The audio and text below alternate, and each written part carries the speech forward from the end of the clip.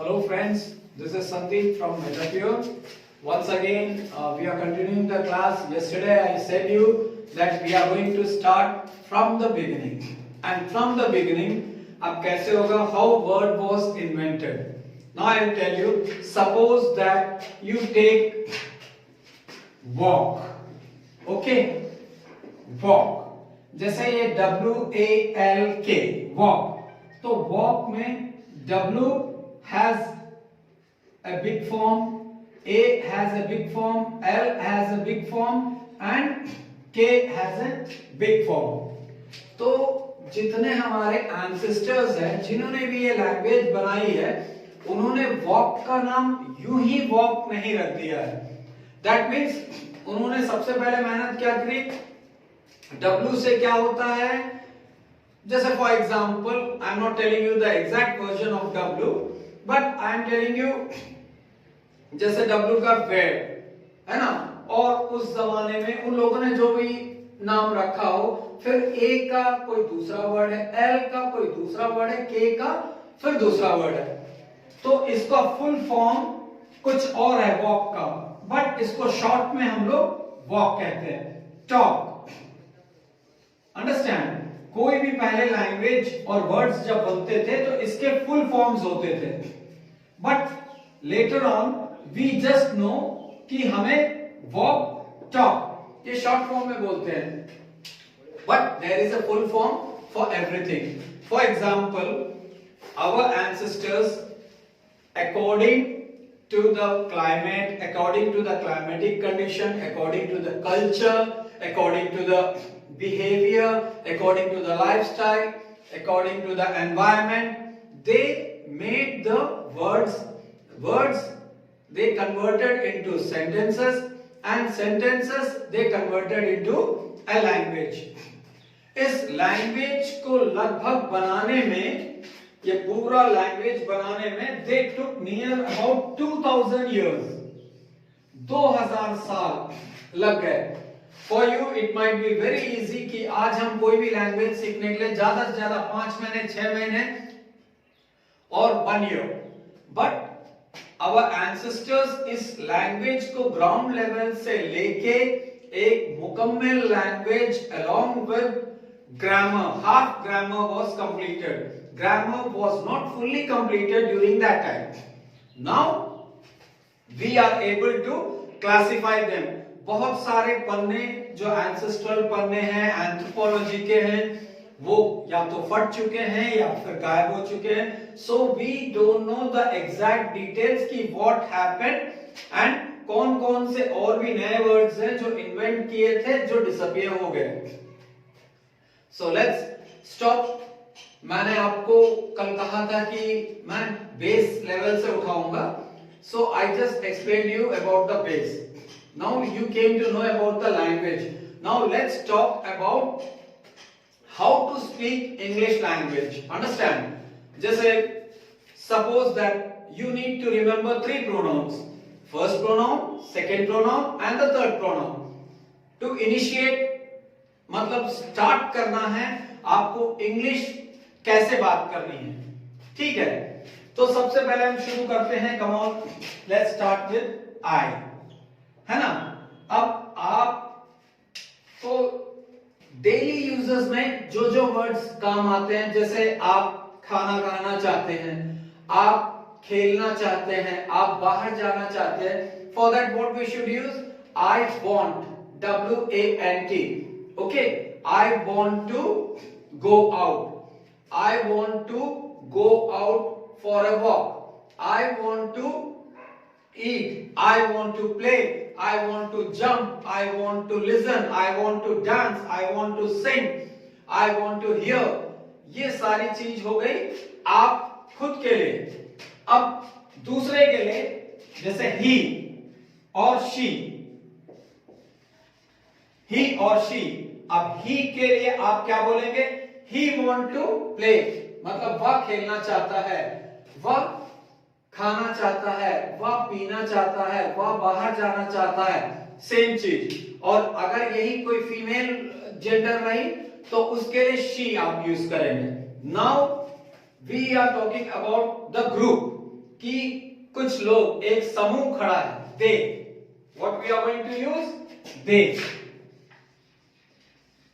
want to play, they want to sing, they want to write, they want to sing, they want to dance.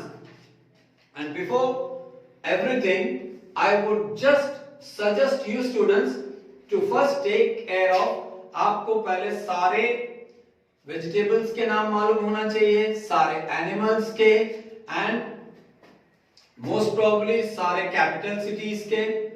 ये सारी चीजें आपको हल्का सा homework करना है अपने यहां, माइंडेड आपको सीखना है। तो day by day I am just going to take you from the ground level, not from the top level. मैं स्ट्रेट फॉरवर्डली आपको आके सीधा ग्रामर समझाने की कोशिश नहीं करूंगा।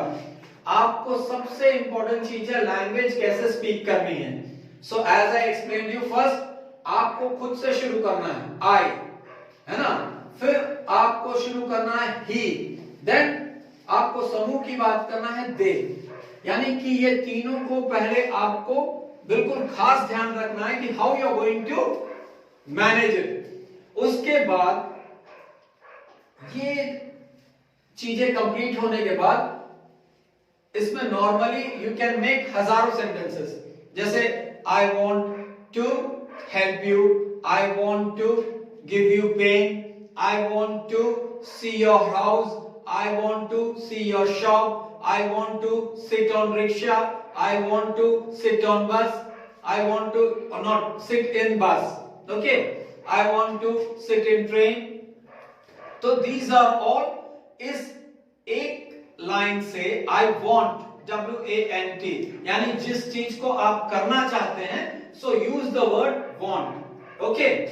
अब सेकेंड आता है कि आप कोई चीज ऑलरेडी कर चुके हैं या प्रेजेंटली कर रहे हैं, तो आप क्या करेंगे, आई के आगे I am sitting, okay, ING का प्रयोग आ जाएगा, I am sitting, I am standing, I am walking, I am eating, I am drinking. ऐसे कई वर्ड्स है, देखिए इसमें कितने सेंटेंसेस बनते हैं। तो you need to remember two things. First, how I want to, यानी जो आप करना चाहते हैं, and presently अगर आप कोई चीज कर रहे हैं तो I am sitting, I am standing, ये present हो गया, okay। जैसे अब आप थोड़ी देर पहले बैठ के गए हैं, तो what you should use it, I was, okay, sitting, I was sitting, I was standing, I will be standing। You should use these words।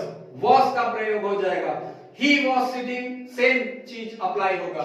they, जब they आ जाएगा तो इधर आपको स्टूडेंट्स ये वर लग जाएगा, they were, क्योंकि यहां पे आप एक समूह की बात कर रहे हैं।